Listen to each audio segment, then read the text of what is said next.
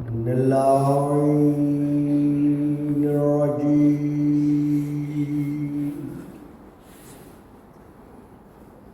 بسم الله الرحمن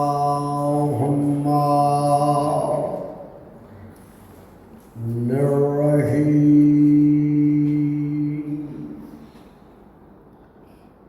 الحمد لله الذي جعل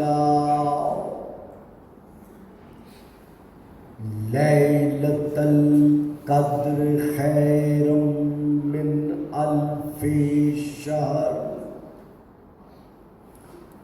والشكر لله الذي جعلنا من أهل ليلة القدر. والصلاة والسلام على معدن فيوزات ليلة القدر محمد المبعوث صلوات.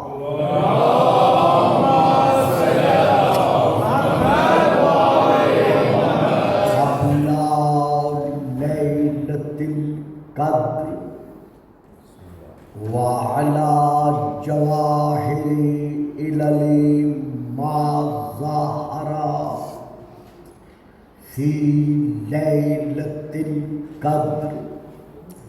ثم الصلاة على آله الذين هم محال كتاب الله المنزل في ليلة القدر. بل هم كتاب الله الناطق المنزل في ليلة القدر. وعلى شيعتهم الذين هم أوراق كتاب الله الذي نزل في ليلة القدر لاقتباسهم المعارف من مشكات ليلة القدر. أما بعد فقد قال الله تبارك وتعالى الذي خالق ليلة القدر في كتاب القدر. وعهدنا إلى إبراهيم وإسماعيل أن طهر بيتي للطائفين والعاكفين والركع السجود. صلاة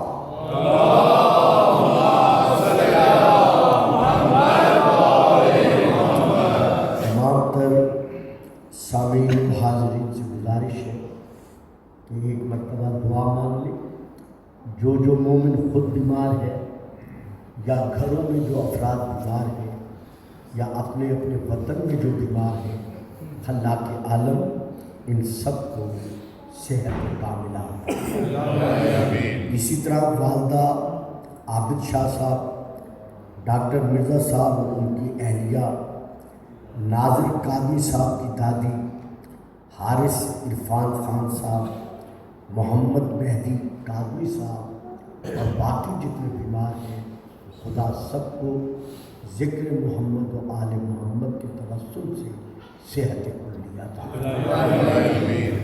رحمت للعالمین کے دسترخوان رحمت کے صدقے میں اور محمد و آل محمد کے قاسم الرزق ہونے کے صدقے میں جو تنگی رزق کے تحت پریشان ہیں، خدا ان کے رزق میں وسعت اور برکت پیدا فرمائے. محمد ذکی رضوی صاحب، عزیز توقیر قادری صاحب، اور باقی جتنے احباب یہاں با اعتبار رزق پریشان حال ہیں، اللہ کے عالم ان سب کی اس پریشانی کو دور فرمائے۔ اپنے اپنے وطن میں اپنے اپنے گھرانوں کے جو احباب تنگی رزق میں مبتلا ہے، اللہ کے عالم وہ خیر الرازقین محمد و آل محمد کے صدقے میں ان کے رزق میں وسعت عظیمہ پیدا فرمائے۔ میں نے کل بھی عرض کیا تھا، آج پھر میں عرض کر رہا ہوں، ہم یو کے کی حکومت اور باقی ان ممالک کے جتنے صاحبان حکومت ہیں، جہاں جہاں ذکر محمد و آل محمد تمام تر آزادی کے ساتھ کرنے کی اجازت دی گئی ہے، ہم ان کے حق میں دعا گو ہیں۔ انسانیت کے ناطے پر جو انہوں نے قدم اٹھایا ہوا ہے، اللہ کے عالم اس کا انہیں یہاں اجر عظیم عطا فرمائے۔ ہمارے ملک پاکستان میں جو حالات ہیں، ہم دعا گو ہیں، ہماری حکومت، ہماری آرمی، ہمارے افراد پولیس اور باقی ذمہ دار ادارے جو کوشش کر رہے ہیں، خدا ہم سب کو اس کوشش امن میں کامیابی عطا فرمائے اور ہمارے ملک کو جنت نظیر بننے کی توفیق عطا فرمائے۔ وارث امن امام زمن کے صدقے میں اس قائم آل محمد انجمن کو اللہ کے عالم ان کے عشق کے پیش نظر وہ سنگر عطا فرمائے جو امام کے ظہور تک ہمیشہ ہمیشہ کے لیے قائم و قائم رہے۔ یا رب العالمین، ہمارے امام دورہ کا ظہور ہمیں عطا فرما اور ہمیں ان کی فوج ظفر مول میں شامل ہونے کی توفیق عطا فرما۔ مل کے نعرہ تکبیر، نعرہ تکبیر، نعرہ رسالت، نعرہ رسالت، نعرہ حیدری، نعرہ حیدری، حسینیت، حسینیت، یزیدیت، یزیدیت، اور بلند سلام۔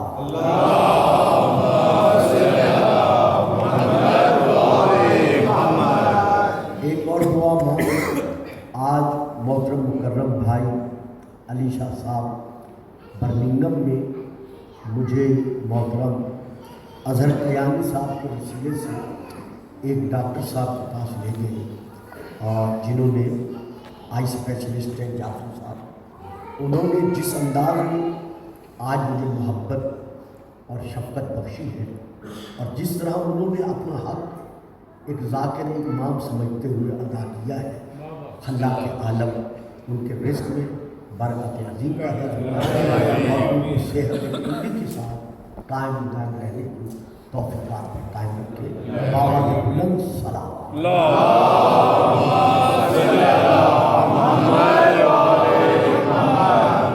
حضور، گزشتہ تقریر میں یہ عرض کیا جا چکا ہے کہ اگر منکرین وجود امام مہدی علیہ السلام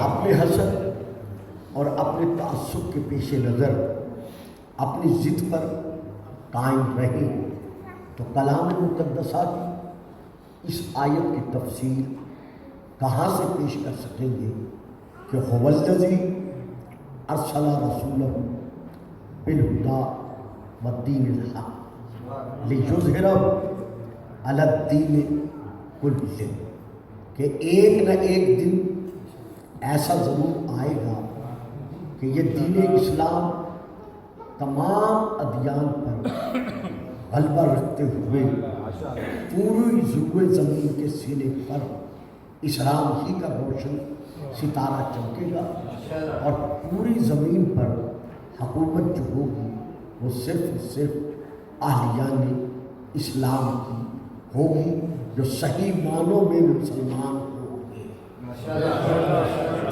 تو اب ابھی تک وصال رسول کے زمانے سے لے کر اس وقت تک تمام سینے زمین پر مسلمانوں کی حکومت قائم نہیں ہو سکے گی۔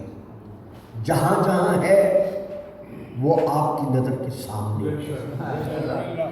تو آخر اس آیت کی تفسیر میں ظاہر ہونا ہے اور وہ اللہ کا وعدہ ہے۔ تو اس کے پیش نظر تسلیم کرنا پڑے گا کہ ایک ایسا ہادی، ایک ایسا راہبر، ایک ایسا ریفارمر آنے والا باقی ہے جس کے متعلق رسول پاک ارشاد فرما کر رہے ہیں کہ هو المہدی، وہ میرا آخری جانشین، وہ میرا آخری خلیفہ، وہ میرا آخری وصی، جن کی تعداد 12 ہے، وہ 12واں میرا بیٹا امام مہدی ہوگا۔ اسی طرح اللہ کا قرآن میں واضح طور پر یہ فرمان موجود ہے، وَلَقَدْ كَتَبْنَا فِي الزَّبُورِ مِن بَعْدِ الذِّكْرِ أَنَّ الْأَرْضَ يَرِثُهَا عِبَادِيَ الصَّالِحُونَ۔ وَلَقَدْ اور البتہ کتبنا فی الزبور، ہم نے زبور میں یہ لکھ دیا ہے۔ کیا لکھ دیا ہے؟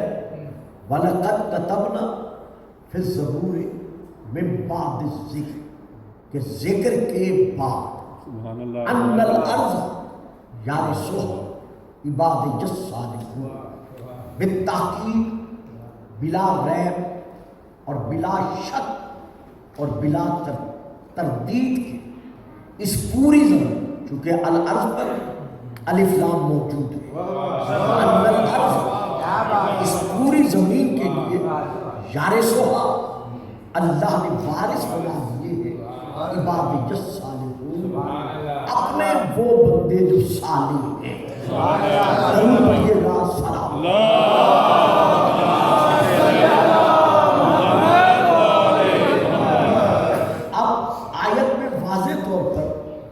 یہ اشارہ موجود ہے یہاں۔ پہلے عرض کرتا چلوں کہ زبور سے مراد کچھ مفسرین کے نزدیک کتاب زبور ہے، اور کچھ مفسرین کے نزدیک یہاں زبور سے مراد تمام آسمانی کتب اور تمام صحائف جو انبیاء پر اللہ نے نازل فرمائے، یعنی تمام کتب میں یہ لکھ دیا گیا ہے، اور تمام صحائف انبیاء میں اللہ کی طرف سے یہ فیصلہ موجود ہے کہ زبور کے ساتھ، یعنی تمام کتب کے ساتھ یہ فیصلہ موجود ہے کہ ذکر کے بعد اس پوری زمین کے وارث ہوں گے۔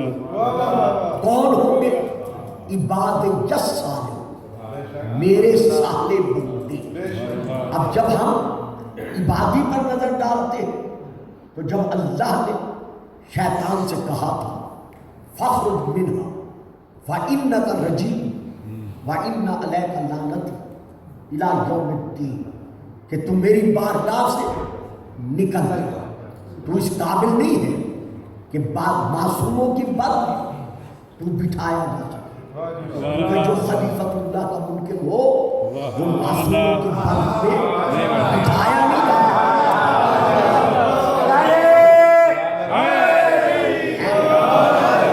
بلکہ وہ وہاں سے نکالا جاتا ہے۔ فخر میں تو یہاں سے چلا جا اور ہمیشہ ہمیشہ کے لیے تجھ پر میری لعنت برستی رہے۔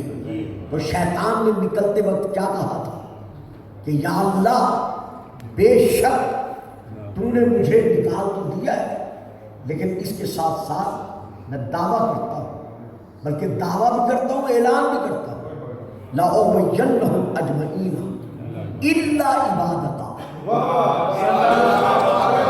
مِنْهُمُ الْمُخْلَصِينَ، کہ جہاں جہاں اولاد آدم کا اجماع ہوگا میں انہیں گمراہ کروں گا،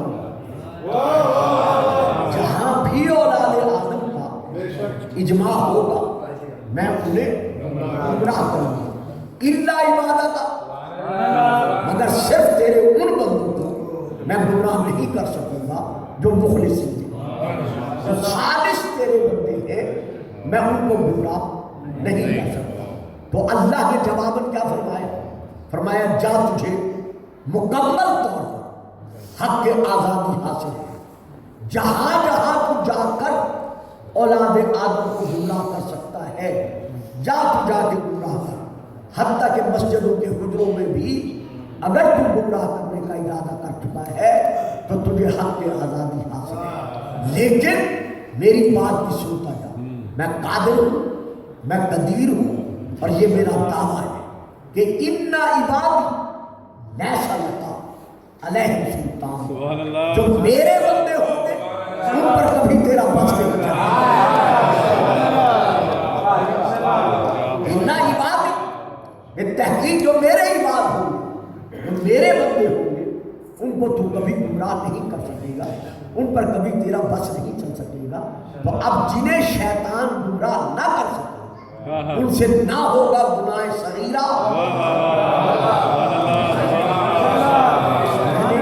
بہت سمیٹ کر عرض کیا ہے، آپ خاموش ہو رہے ہیں، یعنی جن پر شیطان کا بس نہ چل سکے، جنہیں شیطان گناہ نہ کر سکے، ان سے نہ گناہ صغیرہ ہوگا اور نہ گناہ کبیرہ ہوگا۔ اب جن سے نہ گناہ صغیرہ ہو نہ گناہ کبیرہ ہو، انہیں کہا جاتا ہے معصوم۔ یعنی جن سے نہ گناہ صغیرہ صادر ہو اور نہ گناہ کبیرہ صادر ہو، انہیں کہا جاتا ہے معصوم۔ یہی وجہ ہے کہ شیعان محمد و آل محمد کا جو بنیادی عقیدہ ہے، اس عقیدے کی تشریح یہ ہے کہ جتنے انبیاء ہیں، اعتقادنا فی الانبیاء والرسل والائمۃ والملائکۃ کلہم معصوم۔ شیعوں کا یہ عقیدہ ہے، شیعان محمد و آل محمد کا، کہ جتنے انبیاء ہیں، جتنے مرسلین ہیں، جتنے آئمہ ہیں، اور جس قدر ملائکہ ہیں، ان سے یہ سب کے سب کیا ہیں؟ کلہم معصوم، یہ سب کے سب معصوم ہیں۔ ان سے نہ گناہ کبیرہ ہوتا ہے نہ گناہ صغیرہ ہوتا ہے۔ پھر پنجتن پاک میں 12 ائمہ میں 14 معصومین میں اور ملائکہ اور باقی انبیاء کی عصمت میں ایک فرق ہے، ان سے گناہ نہیں ہوا، ترک اولا ہوا ہے، ان سے گناہ صادر نہیں ہوا، ترک اولا ہوا ہے۔ ترک اولا اور ہے، گناہ اور ہے۔ گناہ ہے بغاوت کے سلے، گناہ ہے نافرمانی کے سلے، گناہ ہے اطاعت کے انکار کے سلے، یہ ہے گناہ۔ ترک اولا کیا ہے؟ جو کام میرے شایان شان نہیں، اس کام کو کرنا یہ گناہ نہیں، یہ ترک اولا ہے کہ میرے شایان شان نہیں۔ آج مجھے لے گئے برمندم سیر کرانے کے لیے، کہا ملفام صاحب چائے پئیں گے، کافی پئیں گے، فلاں شے کھائیں گے، یہ کریں گے، میں نے انکار کر دیا۔ اب کہیں مجھے میرا موڈ بن گیا، میں رک گیا، یہ میں مثال دے رہا ہوں، حقیقت نہیں ہے، موڈ بن گیا، میں رک گیا، فٹ پاتھ پر کھڑے ہو کر میں وہاں کچھ کھانے لگ گیا۔ اب جب میں فٹ پاتھ پر کھڑے ہو کے کھانے لگا تو مومن ایک وہاں سے گزر رہا تھا، وہ رات دن میری تقریریں یہاں سن رہا ہے، وہ جلدی سے دوڑا ہوا میرے قریب آیا، سلام کیا، سر منہ چھوڑا، کہا جنہ یہ میری شاپ ہے، آپ اندر تشریف لے آئیے، اندر بیٹھ کر برگر کھائیے، باہر کھڑے ہو کر نہ کھائیے، بھائی باقی بھی تو کھا رہے ہیں، آپ ان میں سے تو کسی ایک کو نہیں روک رہے، کسی ایک کو منع نہیں کر رہے، صرف مجھے ہی روک رہے ہیں۔ کہا جنہ باقیوں میں اور آپ میں ایک فرق ہے، یہ آپ کے شایان شان ہے، جرم نہیں ہے، گناہ نہیں ہے، لیکن یہ آپ کے شایان شان ہے۔ وہ کام جو کسی کے شایان شان نہ ہو، اگر وہ کر دیا جائے تو وہ گناہ نہیں ہوتا، بلکہ اسے کہا جاتا ہے ترک اولا، یعنی بہتر کو ترک کرنا، بہتر کو چھوڑنا، یہ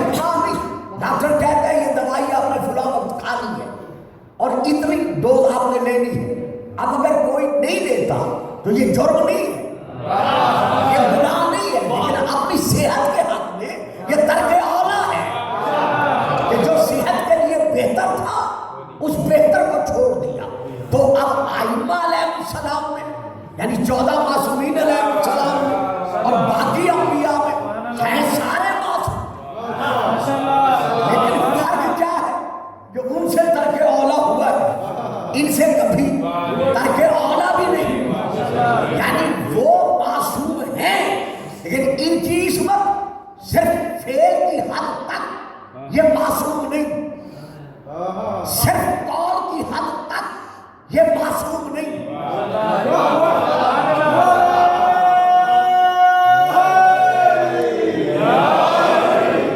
یہ فعل کی حد پر بھی معصوم ہے۔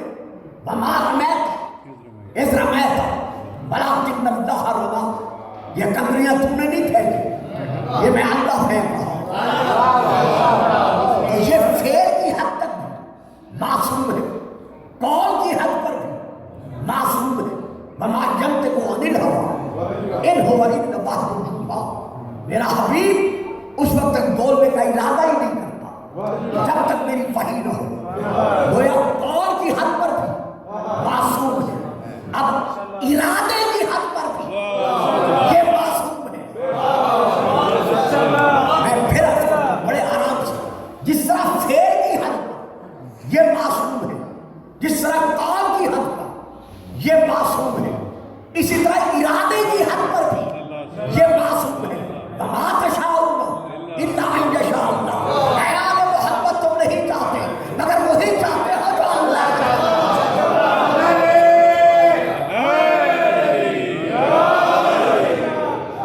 درود پڑھیے گا سارا۔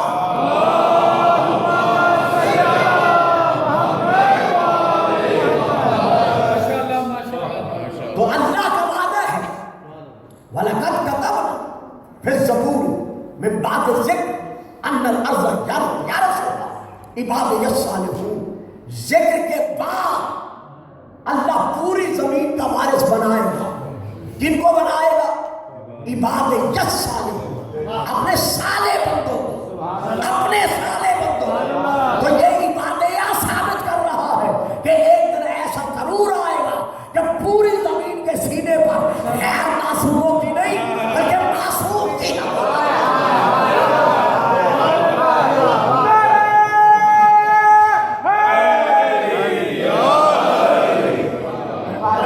اگر آپ تھوڑا سا ساتھ دیں بولے تو یہاں ایک دو چار لفظ اور اسی آیت پہ کہہ دیں، یعنی آیت میں ہے کیا؟ وَلَقَدْ كَتَبْنَا فِي الزَّبُورِ مِن بَعْدِ الذِّكْرِ، یعنی اس پوری زمین کا اللہ وارث بنائے گا۔ یارثون فعل مضارع ہے جو حال اور استقبال پہ دلالت کرتا ہے کہ اللہ وارث بنائے گا۔ کس کے بعد بنائے گا؟ دیکھا، اسی لیے کہا تھا ذرا آپ ساتھ دیں، کس کے بعد؟ ذکر کے بعد، ذکر کے ہوتے ہوئے نہیں،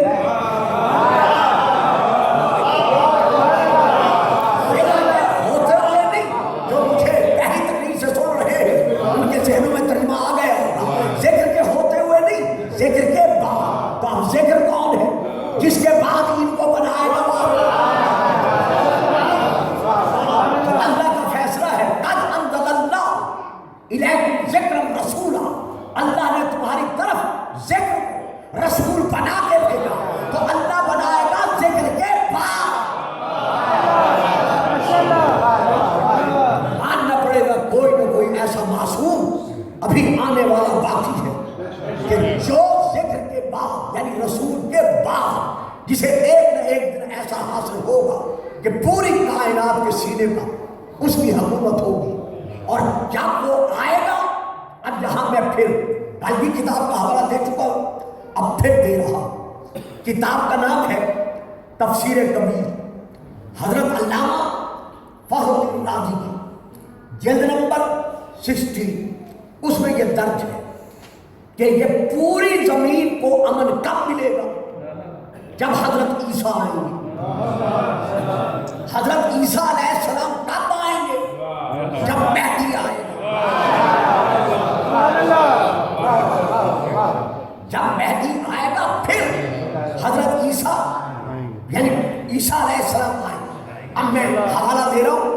میرے بڑے بھائیوں کی کتاب ہے تذکرۃ الخواص، میں وہاں سے لے کر اس حوالے سے یہ عرض کر رہا ہوں۔ وہ لکھتے ہیں کہ عیسیٰ اور مہدی جب جمع ہو جائیں گے تو مہدی عیسیٰ سے کہیں گے تقدم یا ابن البتول، اے بتول کے بیٹے آگے بڑھو، کیونکہ وقت ہوگا نماز کا۔ تو فیجیو، یہ فکر ہے وہاں کا، فیجیو وقت الصلاۃ، جب یہ دونوں اکٹھے ہوں گے تو نماز کا وقت آ جائے گا۔ تو نماز کے وقت پر امام مہدی فرمائیں گے حضرت عیسیٰ سے کہ آپ تقدم، آپ آگے بڑھیے اور بڑھ کر نماز پڑھائیے۔ تو حضرت عیسیٰ جواباً کہیں گے یہ درست ہے، کتاب تذکرۃ الخواص، یہ درست ہے کہ میں صاحب نبوت ہوں، میں صاحب رسالت ہوں، میں صاحب کتاب ہوں، میں صاحب امت ہوں، میں صاحب کلمہ ہوں، لیکن یہ زمانہ میری نبوت کا نہیں۔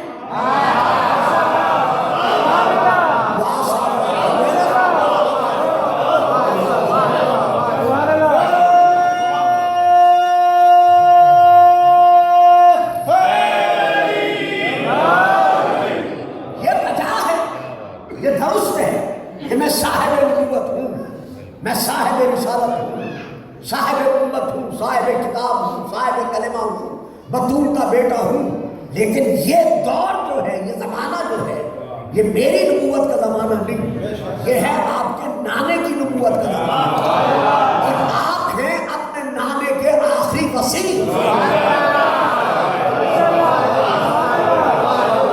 آپ ہیں خاتم الاوصیاء، آپ ہیں محمد رسول اللہ جیسے نبی کے آخری خلیفہ۔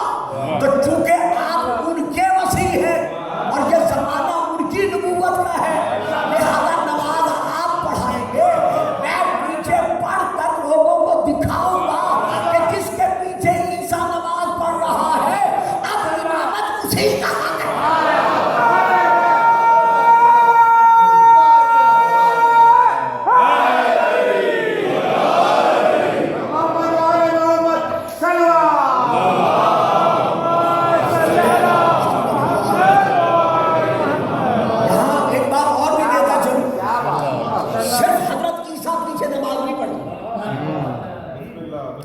حضرت عیسیٰ علیہ السلام ایک، حضرت خضر علیہ السلام دو، حضرت ادریس علیہ السلام تین، حضرت الیاس علیہ السلام چار۔ یہ چاروں نبی میرے امام کے پیچھے، ہمارے امام کے پیچھے، رسول کے نائب کے پیچھے کھڑے ہو کر نماز پڑھیں گے، فرش پر نماز پڑھ کر یہ بنوائیں گے کہ خبردار عرش پر جب نبیوں نے محمد کے پیچھے نماز پڑھی تھی شک نہ کرنا۔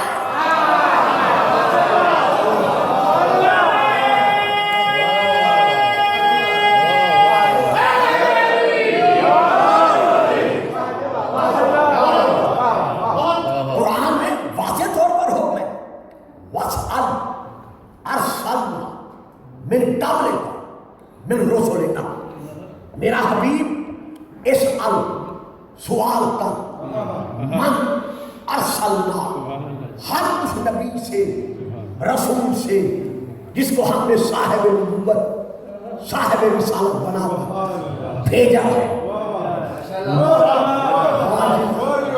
میں ہر روز ہر تقریب میں کہتا ہوں کہ یہ وہ اجتماع ہے جس میں تشریح کی ضرورت نہیں ہے۔ ابھی راستے میں محسن بیٹے سے یہی بات ہو رہی تھی، وہ مجھ سے کہہ رہے تھے قبلہ آپ نے ہمارے منڈے کو کیسے پایا؟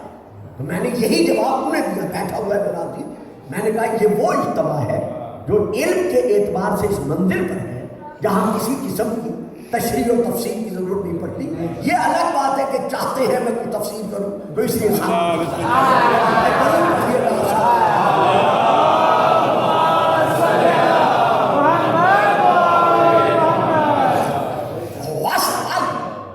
میرا رسول سوال کر، من ارسل، اب آگے دیکھیے، من قبل کا، جس کو تجھ سے پہلے ہم نے نبی اور رسول بنا کے بھیجا ہے، تو اس سے سوال کر۔ تو رسول کیسے سوال کرے جب وہ آیا ہی پہلے ہے؟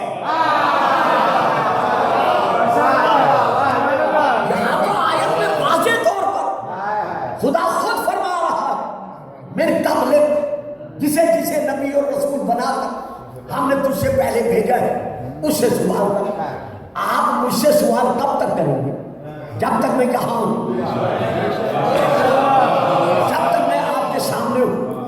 ایک دو دن بعد میں واپس جا رہا ہوں انشاءاللہ، تو آپ کہاں سوال کریں؟ ہاں پاکستان ملیں گے تو پھر الگ بات ہے، لیکن یہاں تو تب سوال کریں گے نا جب تک میں آپ حاضر ہوں، موجود ہوں، آپ کے سامنے ہوں۔ میرا حبیب نبیوں سے سوال کر جو تجھ سے پہلے بھیجے گئے، اور یہی سوال صحابہ نے کیا تھا کہ یا رسول اللہ کیا آپ نے انبیاء سے سوال کیا؟ آپ نے مسکرا کر فرمایا کیا تم یہ سوچ سکتے ہو کہ اللہ مجھے حکم دے اور میں بتا رہا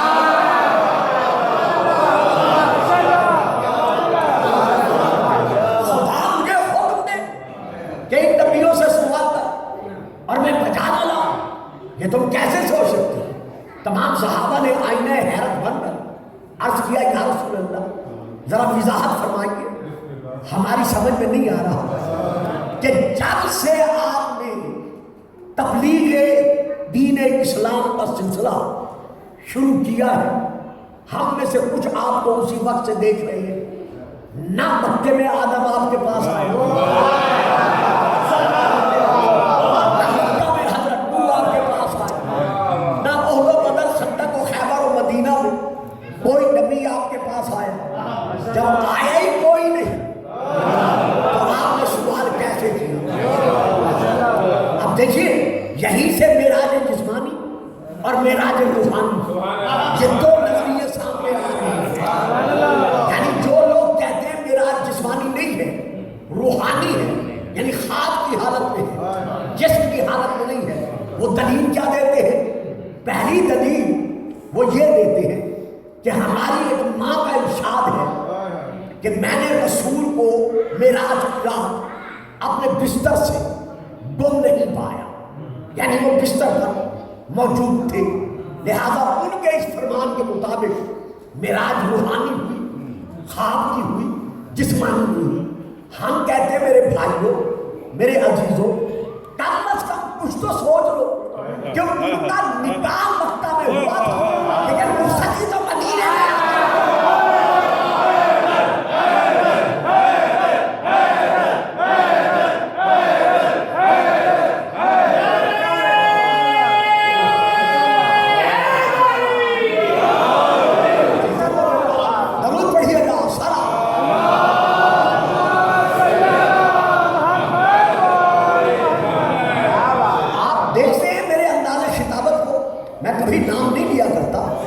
لیکن جس ماں کا ذکر کیا جاتا ہے ان کا رسول سے نکاح ہوا تھا مکہ میں،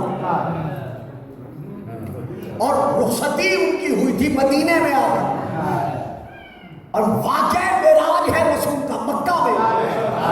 تو جب مکہ میں وہ رسول کے گھر ہی نہیں تھی تو پھر بستر کیسا، چادر کیسا؟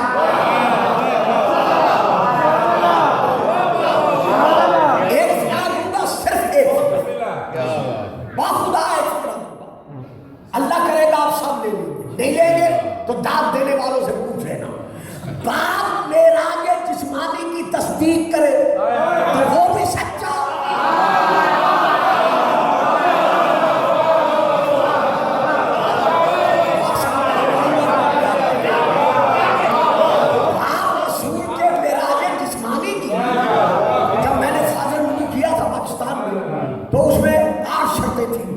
ان کے سچے ہونے کی دلیل میں، تو اس دلیل میں دوسری شرط یہی تھی کہ جب رسول نے فرمایا کہ آج شب میں معراج جسمانی حاصل کر چکا ہوں، تو انہوں نے سب سے پہلے تصدیق کی، باقیوں کی تصدیق کرنے سے پہلے جس نے تصدیق کی وہ تو یاد رہ گئے، اس کا ذکر تو کتابوں میں کر دیا، اور جو مسکرا کے کہہ رہا ہے یا رسول اللہ اپنی معراج کے حالات آپ سنائیں گے یا میں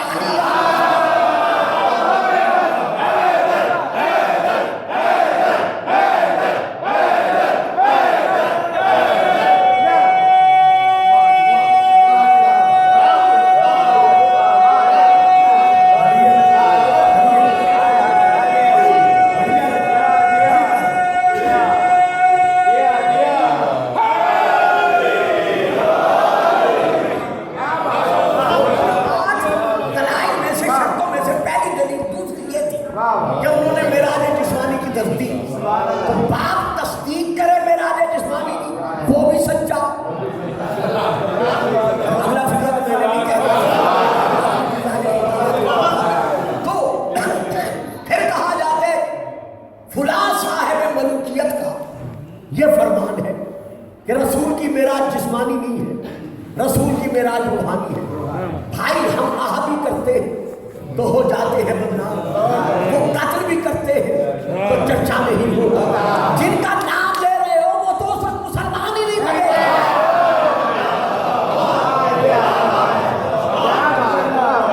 تو ان کو کیا خبر معراج جسمانی ہے یا روحانی ہے؟ ہے تو ان سے پوچھو جو کہہ رہے ہیں کچھ کرا کر کہ میں بتاؤں یا آپ بتا دیں۔ تو باہر صحابہ نے عرض کیا یا رسول اللہ کیا آپ نے انبیاء سے سوال کیا؟ آپ نے فرمایا کہ کیسے ہو سکتا ہے کہ اللہ مجھے حکم دے اور میں بجانے لگا۔ کہا یا رسول اللہ ہم نے تو نہیں دیکھا کہ مکہ سے لے کر اس وقت تک کوئی نبی آپ کے سامنے آیا ہو، پھر آپ نے سوال کیسے کیا؟ آپ نے جواباً فرمایا لما اورد بی الی السماء الرابعہ، جب میں شب معراج چوتھے آسمان پر بلند کیا گیا۔ یہاں پھر آپ کے لیے ایک فکرہ ہے جو میں آپ سے توجہ چاہتا ہوں، اگر آپ محسوس نہ کریں تو ایک ہی قدم آ گیا جائے، باقی بچے تنگ ہوتے ہیں، ذرا ایک ہی آئیے، ایک ہی قدم آ گیا۔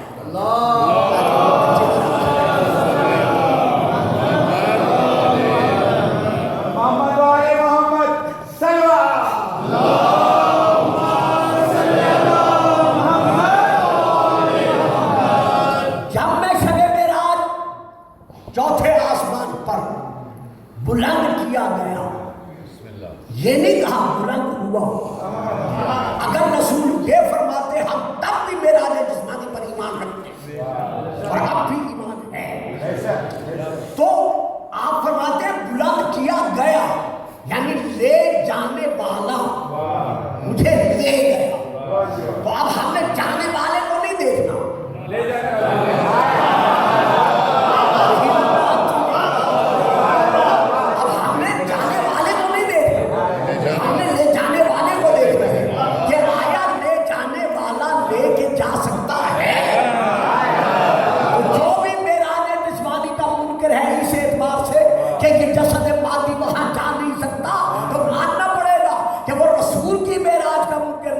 وہ تو اللہ کی قدرت کا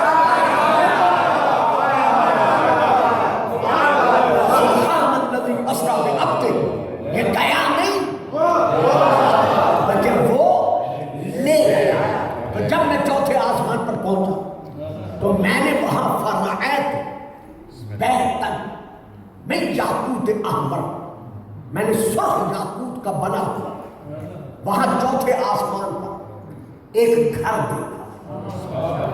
جب گھر دیکھا تو ٹکٹکی باندھ یعنی نگاہیں جما کر نظریں لگا کر میں اس گھر کو دیکھنے لگا، تو جبرائیل نے آگے بڑھ کر مجھ سے کہا کہ یا رسول اللہ ھذا البیت المعمور، یہ جو یاقوت کا بنا ہوا گھر آپ دیکھ رہے ہیں یہ بیت المعمور ہے۔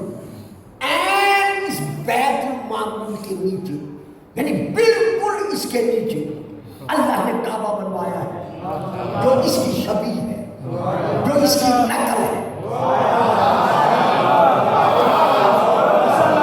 یعنی بیت المعمور اصل ہے اور یہ اس کی نقل ہے۔ اگر ہر اصل کی نقل بدعت ہوتی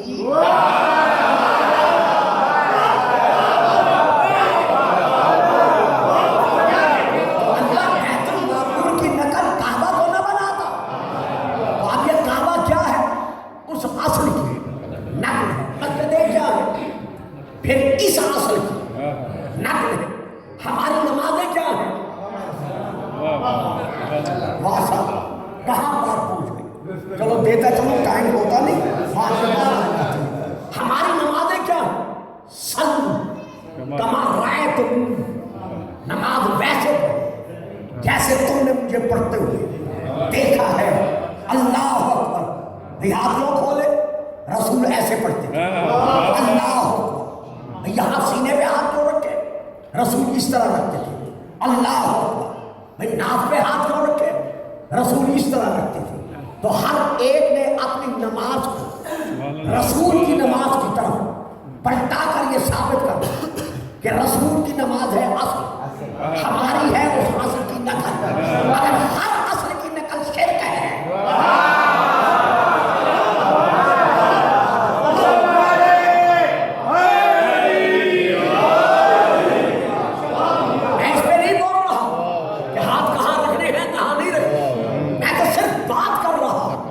کہ ہر نمازی یہ دعویٰ کر رہا ہے، ہر فرقے کے نمازی کا یہ دعویٰ ہے کہ ہماری نماز وہی ہے جو رسول پڑھتے تھے، جیسے ہم ویسے پڑھ رہے ہیں. تو رسول کی نماز اصل ہوگی، ہم میں سے ہر ایک کی نماز نقل ہوگی. اگر ہر نقل اصل کی بدعت ہے تو پھر یہ نماز بھی تو نقل ہے، کعبہ بھی تو نقل ہے. بسم اللہ الرحمن الرحیم الحمدللہ رب العالمین. بسم اللہ کی بات سے لے کر والناس کی سین تک اصل قرآن کہاں اترا؟ محمد کے دل پر. یہ جو لکھا ہوا یہ کیا ہے؟ یہ اس اصل کی نقل ہے.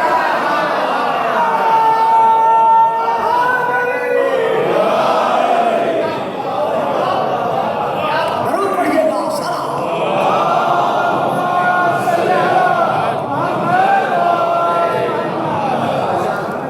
تو یہ بیت المعمور اس اصل کی نقل ہے. یہ بیت المعمور اصل ہے، کعبہ اس کی نقل ہے. کون یا محمد فصلی علیہ، یا رسول اللہ کھڑے ہوئے اور اس کی طرف رخ کر کے نماز پڑھی. رسول فرماتے جب میں نماز پڑھنے کے ارادے سے کھڑا ہوا، جمع اللہ النبیین، نبیین پر الف لام استغراق کی، جتنے نبی تھے اللہ نے سب کو جمع کیا.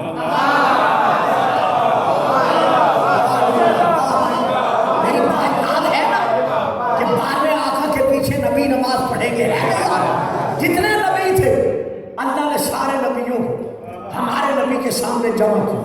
اب ہمارے رسول پاک کے متعلق لکھا ہوا ہے کہ آپ فرماتے ہیں کہ میں سوچنے لگا کہ آدم میرا باپ صفی اللہ ہے، نوح میرا باپ نجیب اللہ ہے، ابراہیم میرا دادا سلیم اللہ ہے، اسماعیل میرا باپ ذبیح اللہ ہے، موسیٰ میرا بھائی کلیم اللہ ہے، عیسیٰ میرا بھائی روح اللہ ہے. تو اب نماز کون پڑھائے گا؟ انبیاء کی صف کی امامت کون کرائے گا؟ یعنی انہیں پیچھے کھڑا کر کے نماز کون پڑھائے گا؟ تو لاہور کے ایک علامہ گزرے ہیں، علامہ الہی بخش صاحب، خطیب جامع مسجد کشمیری بازار لاہور.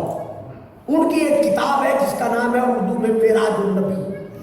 اس میں انہوں نے لکھا ہے، یہ ہمارے بھائیوں کے بہت بڑے علامہ تھے اپنے زمانے میں.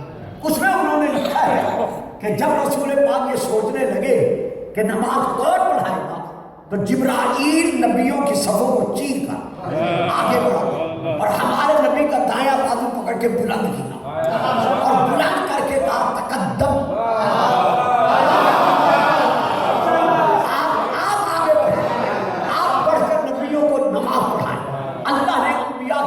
کا تاج آپ کے سر پر سجایا ہوا ہے. تو وہ نیچے لکھتے ہیں ان بریکٹ کہ لوگوں، یعنی اے میری کتاب پڑھنے والوں، کہ لوگوں ذرا سوچو تو صحیح کہ میرے جس نبی کا بازو پکڑ کر جبرائیل انبیاء کی صف میں بلند کر دے، بھلا کسی نبی کی کیا ضرورت تو میرے اس نبی کی برابری کا دعویٰ کر سکتا.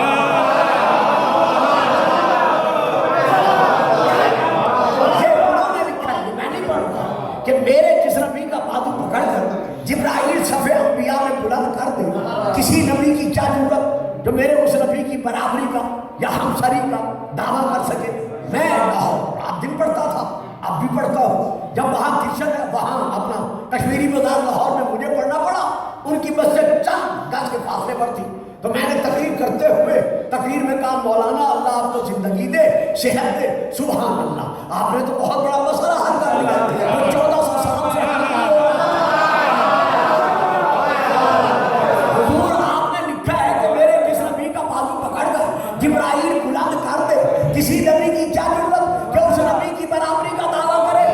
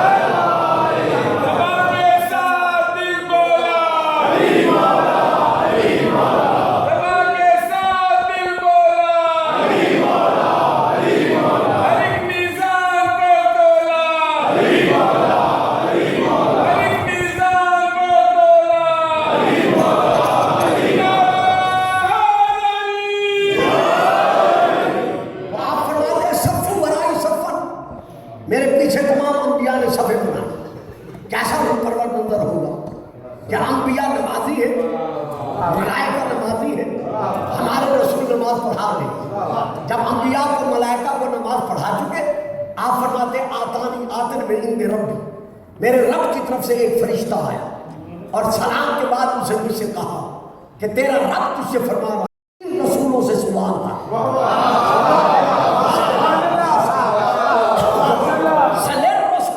ان رسولوں سے نبیوں سے سوال کر کہ یہ تجھ سے پہلے کس عہد پر، کس وعدے پر، کس بنیاد پر نبی بنا کے بھیجے گئے۔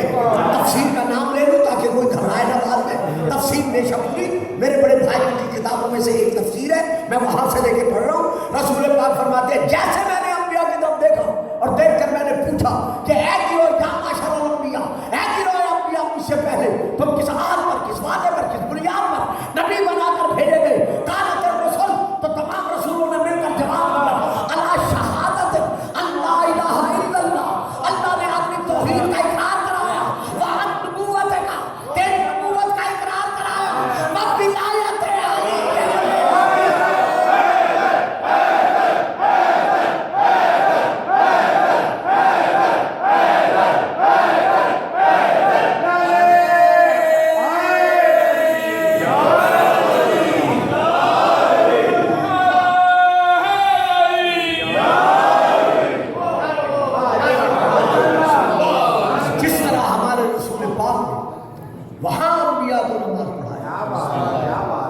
جنہوں نے رسول کو شک کرنے والوں سے دیا ہے۔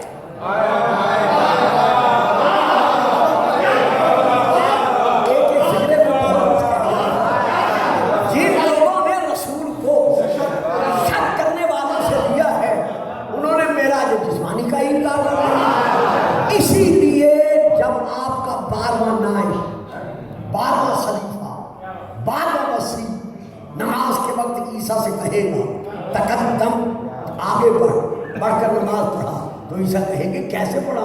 میں تو وہاں تیرے نانے کے پیچھے نماز، آپ آگے بڑھیے، آپ نماز پڑھائیے۔ اب دیکھیے امام مہدی علیہ السلام کا ذکر جہاں تک تعلق ہے احادیث کا، اگر ان کو لیا جائے تو کتنی تقاریر چاہیے؟ 1 اشرف 2 اشرف معلوم نہیں، لیکن جس طرح رسول نے میدان غدیر میں اعلان کیا تھا من کنت مولا فہذا علی المولا، کہ جن معانی میں جس جس کا میں مولا ہوں، جن جس جس کا میں مولا انہی معانی میں اسی کا علی مولا ہے۔ جناب سلمان کھڑے ہوئے شیعہ میں کھڑے ہو کر کہا یا رسول اللہ علی کی ولایت سے مراد کیا ہے؟ فرمایا ولاؤہ کا ولائی، اس کی ولایت میں سے میری ولایت ہے، یعنی جن معانی میں میں مولا ہوں انہیں معانی میں علی مولا ہے۔ کہا یا رسول اللہ علی کو مولا آپ بنا رہے ہیں؟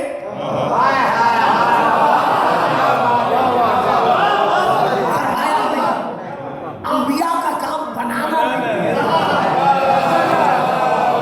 بنانا کام صرف اللہ ہے۔ لن تجد لسنت اللہ تبدیلا، قوانین الہیہ میں کبھی تغیر و تبدل واقع نہیں ہو سکتا۔ ہر نبی کا نائب، ہر نبی کا خلیفہ، ہر نبی کا وصی اللہ بناتا گیا ہے۔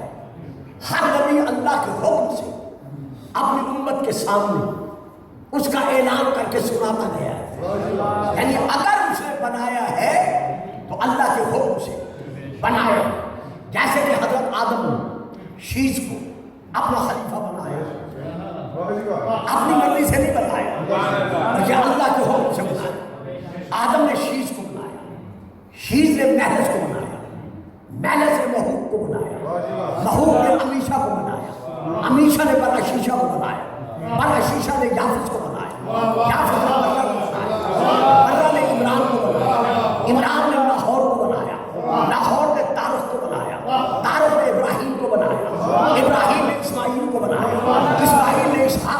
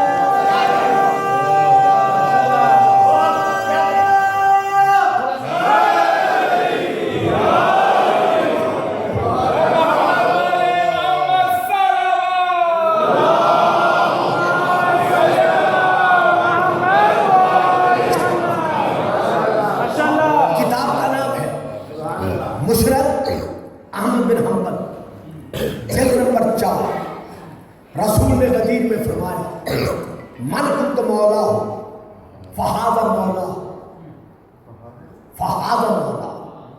نمبر 2 السنن الکبریٰ نسائی جلد نمبر 5 حدیث کے فکر یہ من کنت مولا فإن علیًا مولا. کتاب نمبر 3 البدایہ والنہایہ جلد نمبر 7 حدیث کے فکر یہ من کنت مولا فإن ھذا علیٌ مولا. نمبر 4 کنز الایمان جلد نمبر 13 حدیث کے فکر یہ من یکن اللہ ورسولہ مولا فإن ھذا مولا.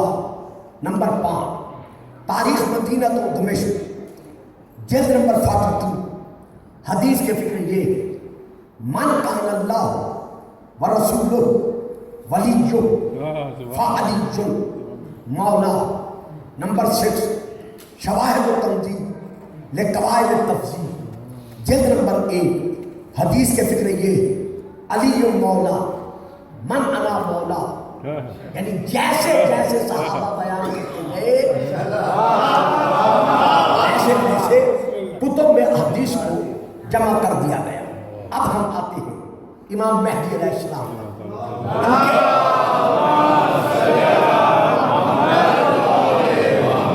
پہلا رسول کا خلیفہ کون ہے؟ انا علی. پہلا خلیفہ ہے رسول کا علی. وآخر ولدی اور آخر میرا بیٹا مہدی ہے. اسی لیے 9 ربیع الاول کو غدیر دوم کا دن کہا جاتا ہے. یعنی 9 ربیع الاول کے دن کے جو نام ہیں ان ناموں میں سے ایک نام ہے غدیر دوم. تو اس کے متعلق جتنی احادیث ہے میں نے تم سے ہی بیٹھ کر کافی جمع کی ہے. اب اتنا وقت نہیں ہے اس لیے میں چند حوالہ جات کے ساتھ چند احادیث کا ذکر کر رہا ہوں. احادیث میں ہے ان احادیث کی تعداد ہے 192 جن میں یہ درج ہے مہدیو من ولد فاطمہ. مہدی فاطمہ کی اولاد میں سے ہوگا. نمبر 2 148 احادیث میں ہے کہ امام مہدی امام حسین کے 9 فرزند ہیں. یعنی 9 فرزند ہوگا امام مہدی امام حسین علیہ السلام کا. گننے کی ضرورت تو نہیں نا، ذہن میں آ گیا. اچھا پھر 185 احادیث میں ہے کہ امام مہدی امام زین العابدین علیہ السلام کی اولاد میں سے ہے. یعنی حسنی بھی ہے حسینی بھی ہے. کافی سے زیادہ خاموش ہوئے ہیں. امام زین العابدین کا حرم مبارک جو بنا تھا وہ کون تھے؟ امام حسن علیہ السلام کی دختر بیٹی سیدہ فاطمہ ان کا نام تھا. وہ حرم بنی تھی حضرت امام زین العابدین کا. ان کے ظرف مبارکہ سے امام زین العابدین کو ملے تھے حضرت امام محمد باقر. تو اب جو دریا الگ ہو گئے تھے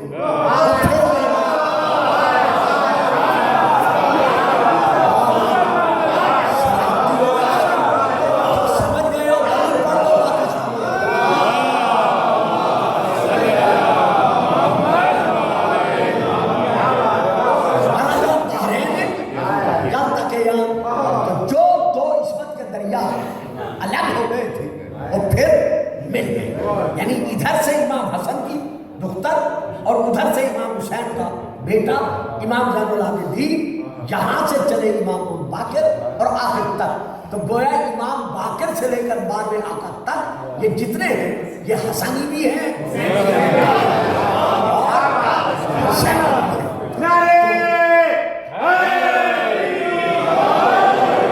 150 85 احادیث میں ہے کہ امام مہدی امام جان بسم اللہ بسم اللہ بسم اللہ ہے تو یہ پورا کر بسم اللہ بسم اللہ بسم اللہ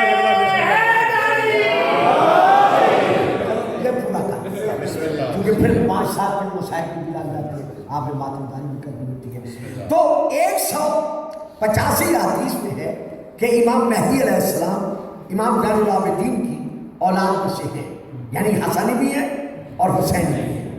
146 146 حدیث میں ہے کہ امام مہدی حضرت امام حسن عسکری علیہ السلام کے فرزند ہیں، یعنی ان کی ایک ہی اولاد ہے، اور نہ کوئی دختر ہے، جنہوں نے لکھا ہے غلط لکھا ہے، اور نہ کوئی دختر ہے اور نہ کوئی بیٹا ہے، صرف ایک ہی اولاد ہے، اور وہ ہے حضرت امام حسن عسکری کے بیٹے، حجت الزمان، خلیفۃ الزمان، ناطق قرآن، یعنی مولائے دوران امام مہدی علیہ السلام۔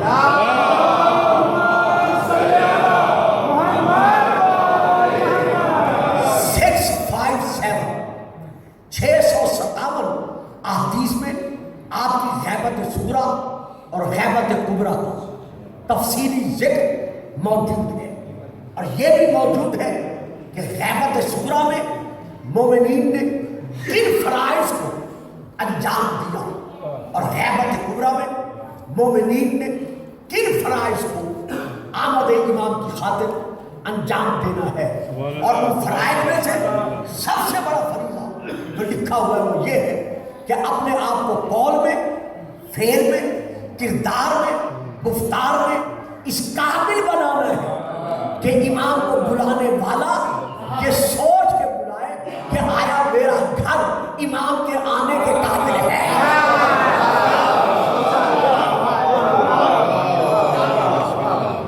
تو 657 احادیث میں آپ کی غیبت صغریٰ اور غیبت کبریٰ کا ذکر تفصیلاً موجود ہے۔ 136 136 احادیث میں یہ موجود ہے کہ رسول کا 12واں نائب، 12واں وارث، 12واں خلیفہ وہی ہے جو کل بھی امام مہدی تھا اور آج بھی امام مہدی ہے۔ 25 احادیث میں ہے کہ حضرت عیسیٰ آسمان سے نازل ہو کر ان کے پیچھے نماز پڑھ کر یہ بنوائیں گے کہ محمد و آل محمد کا گھرانہ کل بھی افضل الانبیاء تھا اور آج بھی افضل الانبیاء ہے۔ جتنی کتب گزری ہیں زبور سے مراد صرف اور صرف زبور کتاب نہیں، بلکہ زبور سے مراد تمام کتابیں، تمام صحیفے اور وہ کتب جن میں امام کا ذکر موجود ہے، وہ امام کا نام کتب میں موجود ہے۔ توریت میں آپ کا نام اکیدمون ہے، توریت عبرانی میں ماشر ہے، انجیل میں محمد الآخر ہے، صحف ابراہیم میں حاشر ہے، صحف خربیل میں بدجاتیس ہے، زبان سریانی میں شروحید ہے، فرنگیوں کے نزدیک مسیح الزمان ہے، آپ کا کتاب تندرہ میں قاطع ہے، کتاب نجدہ میں پوتما ہے، کتاب جبران عجم میں کہتمام دوم ہے، آپ کا نام الناطش کی کتاب میں شماتین ہے، زرتشت کی کتاب ماریتین میں زند آفریس ہے، کتاب القلیون میں برہان اللہ ہے، آپ کا نام خدا کے نزدیک، اللہ کے نزدیک جعل خط ہے، مصطفیٰ کے نزدیک میم ہے میم،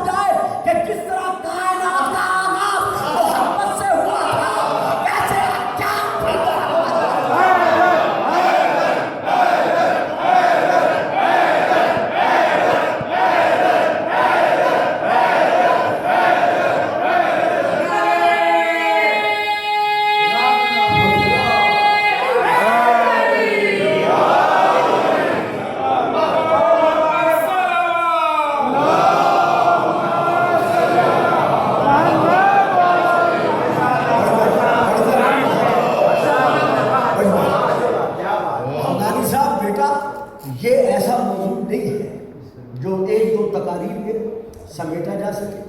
اس موضوع کے لیے سامعین کو بھی تیار ہونا پڑتا ہے کہ وہ یہ نہ کہیں کہ آج بڑی خوش تقریر کرتے ہیں, آج پتہ نہیں مولوی صاحب یہ وہ موضوع ہے جس دیکھیں سب سے بڑا جو اس وقت اعتراض ہو رہا ہے امام مہدی مرحوم پر. وہ آپ سب کے علم میں, آپ یہاں بیٹھے یوٹیوب کے ذریعے سے, انٹرنیٹ کے ذریعے سے, باقی وسائل سے آپ کو علم ہے. سب سے بڑا اعتراض یہ ہو رہا ہے کہ ان کا امام مہدی جو ہے وہ ایک کنیز کی اولاد میں سے ہے. پہلے یہ ثابت کرنا پڑے گا کہ لفظ کنیز کس پہ بولا جاتا ہے.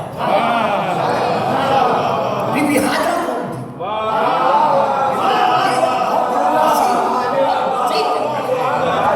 اور بولنے کے لیے مجھ جیسے معمولی سے طالب علم کو کم از کم 2 3 4 اشرے چاہیے, سبحان اللہ, جس میں یہ ثابت کیا جا سکے کہ اگر خواب کو رد کرو گے تو پھر قربانی کرنا چھوڑ دو.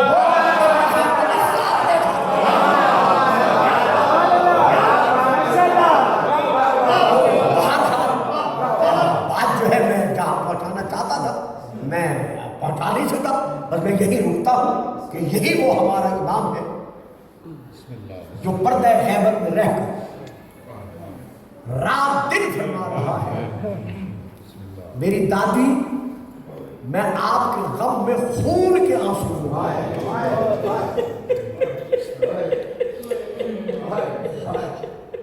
اللہ اللہ, روز و شب میرا مولا پردہ غیبت میں رہ کر آپ سے اپنے مظلوم دادا کا, اپنے مظلوم گھرانے کا, اپنی مظلومہ دادی کا پرسہ لے رہا ہے. خیر یہ روایت آپ پہلے سن چکے ہوں گے, اگر نہیں سنی تو میں عرض کر رہا ہوں, لیکن مجھے یقین ہے سن چکے ہوں گے کہ جب جناب سیدہ بطول عذرا کے پہلوے مبارکہ پر جلتا ہوا دروازہ اللہ, اور وہ لوہے کی میخیں جو دیوار کے دروازے میں گڑی ہوئی تھی, جب وہ جلتا ہوا دروازہ گرا, بی بی کے دائیں پہلو پر وہ دروازہ گرا. سیدہ منہ کے بل جب زمین پر آئی تو ہمارے ہم ذاکر مولوی, میں خود بھی پہلے پڑھا کرتا تھا, یہ اس کی تشریح کی ہے آغا آیت اللہ لطف اللہ صافی گلپیگانی نے اپنی کتب میں. تو اس دن سے میں یہ پڑھنے لگا ہوں, ورنہ پہلے میں بھی یہی پڑھتا تھا کہ بی بی جیسے منہ کے بل گری ہے تو آواز دے کر کہا یا ابوالحسن میں اٹھنے کے قابل نہیں ہوں, مجھے آگے سنبھالو. لیکن علامہ آیت اللہ صافی نے ثابت کیا ہے کتب کے حوالے سے کہ بی بی نے گرتے ہی کہا یا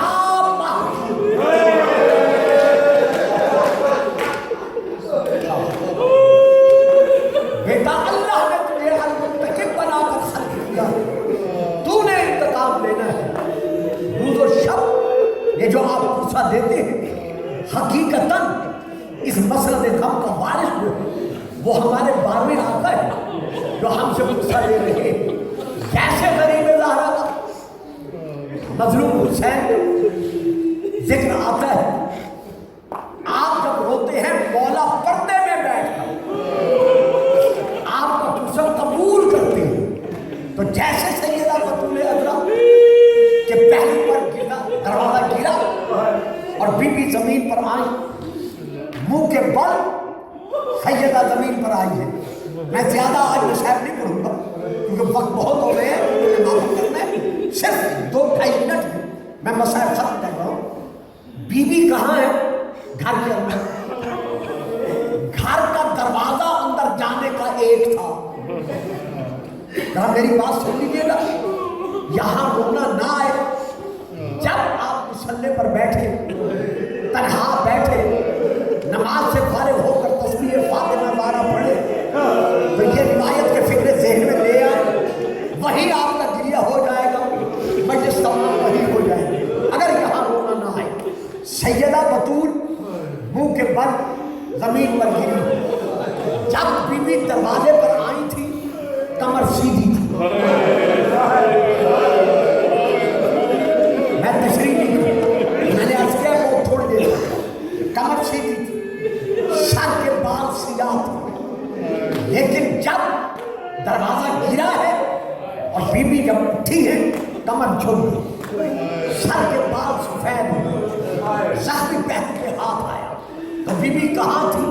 जमीन पर। अब मैं आपसे माफी मांगता हूँ, मौला हुसैन जो मैंने पढ़ा है कोई न पढ़ रहा कि बीबी जमीन पर आई, कुछ लोग जिनकी तादाद है 300, यानी 300 के बराबर लोग दरवाजे पर आए थे बीबी को पुरसा करने। बच्चे नहीं समझ सकते, आप तो समझ सकते मैं कितने अदब से गुजर गया। यानी 300 मुसलमान यतीमा मोहब्बत के दरवाजे पर आए थे, अनोखे अंदाज में पुरसा दे। तो जब बीबी जमीन पर आई और दरवाजा कहाँ था? बीबी के पैर पर। अब मैं आपसे